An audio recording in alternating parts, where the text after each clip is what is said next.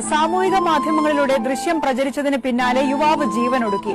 കോഴിക്കോട് ഗോവിന്ദപുരം സ്വദേശി ദീപക്കാണ് മരിച്ചത്. ദീപക് ബസ്സിൽ വെച്ച് ലൈംഗിക അതിക്രമം കാട്ടിയെന്നായിരുന്നു യുവതിയുടെ ആരോപണം. തിരക്കുള്ള ബസ്സിൽ വെച്ച് യുവതി ചിത്രീകരിച്ച വീഡിയോ സാമൂഹിക മാധ്യമങ്ങളിൽ പ്രചരിച്ചതിന് പിന്നാലെയാണ് ദീപക് ആത്മഹത്യ ചെയ്തത്. വസ്തുതാവിരുദ്ധമായ പ്രചാരണമാണ് യുവതി സാമൂഹിക മാധ്യമങ്ങളിൽ നടത്തിയതെന്നും ദീപക് കടുത്ത മാനസിക സംഘർഷത്തിലായിരുന്നുവെന്നും ബന്ധുക്കൾ ആരോപിക്കുന്നു. ആ പ്രതികരണത്തിലേക്ക് ഒരു സംഗതികളിലേക്കും വരാതെ കച്ചറക പോലും ഇല്ലാത്ത ഒരാളാണ്. എന്തെങ്കിലും ഇഷ്യൂ ഉണ്ടെങ്കിൽ പോലും ആള് അതിന് മുന്നിലേക്ക് കയറി വരാത്തൊരു മനുഷ്യനാണ്.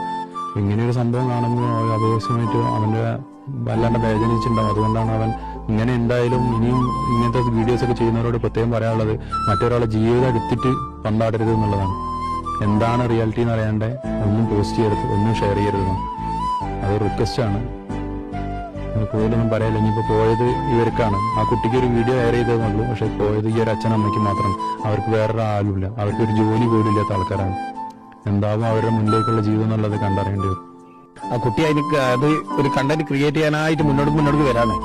അത് അവരെ വിജയിച്ചും ചെയ്ത കാര്യത്തിൽ നഷ്ടപ്പെട്ട ഞങ്ങൾക്ക് ഇടയ്ക്കുള്ളവർക്ക് നഷ്ടപ്പെട്ടു.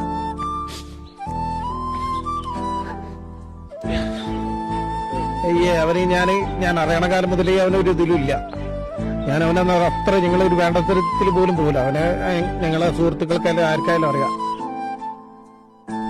കൂടുതൽ വിവരങ്ങളുമായി കിരണാണ് നമുക്കൊപ്പം ചേരുന്നത്. കിരൺ, ദീപക് കടുത്ത അപമാന ഭാരത്തിലായിരുന്നു എന്നാണ് ബന്ധുക്കളുടെ വാക്കുകളിൽ നിന്ന് മനസ്സിലാക്കാൻ കഴിയുന്നത്. ഈ സംഭവം എപ്പോഴാണ് നടന്നത്? ഈ പരാതി ഉയർന്നതൊക്കെ എങ്ങനെയാണ്?